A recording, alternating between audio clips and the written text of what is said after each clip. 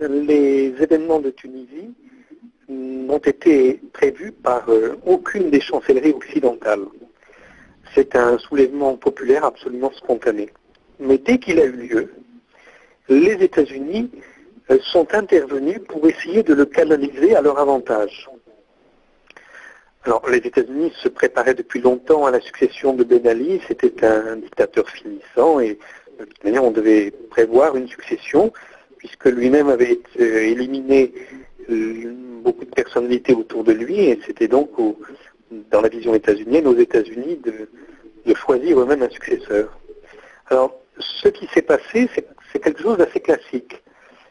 Les États-Unis ont pris contact avec l'armée, parce qu'ils avaient des bons contacts avec cette armée, même si elle est extrêmement petite, mal équipée, mais elle participe à des programmes antiterroristes dans cette région. Et ils ont clairement expliqué aux dirigeants militaires qu'ils laissaient tomber Ben Ali, et donc que ceux-ci pouvaient le renverser.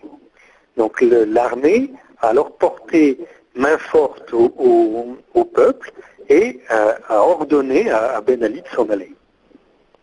Ensuite, les États-Unis ont essayé de transformer cette révolution spontanée en ce qu'ils appellent une révolution colorée. C'est-à-dire en fait pas une révolution du tout, simplement changer quelques dirigeants sans toucher aucunement aux structures.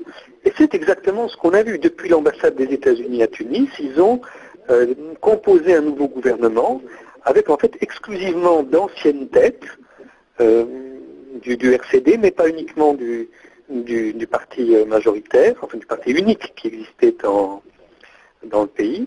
Ils ont aussi fait rentrer quelques leaders politiques qu'ils biberonnent depuis plusieurs années.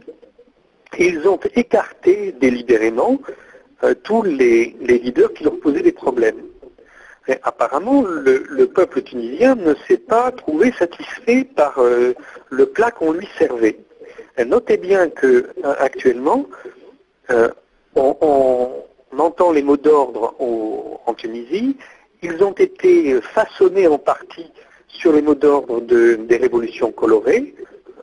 Le slogan Ben Ali dégage, c'est un slogan qui vient en fait d'un humoriste tunisien, mais qui a été immédiatement happé par le département d'État parce qu'il correspond à ce que l'on a connu dans toutes les révolutions colorées, où on désigne un personnage et on demande qu'il s'en va, et puis on évite de poser des questions sur ce qui va suivre.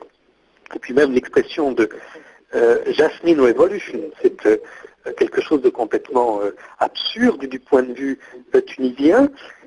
D'abord parce que nous ne sommes pas encore au stade de la révolution, c'est une insurrection contre le pouvoir, mais ça n'est pas une révolution qui touche aux structures. Et ensuite, l'expression Jasmine Revolution avait déjà été utilisée par les États-Unis quand ils avaient organisé le coup d'État pour mettre Ben Ali au pouvoir.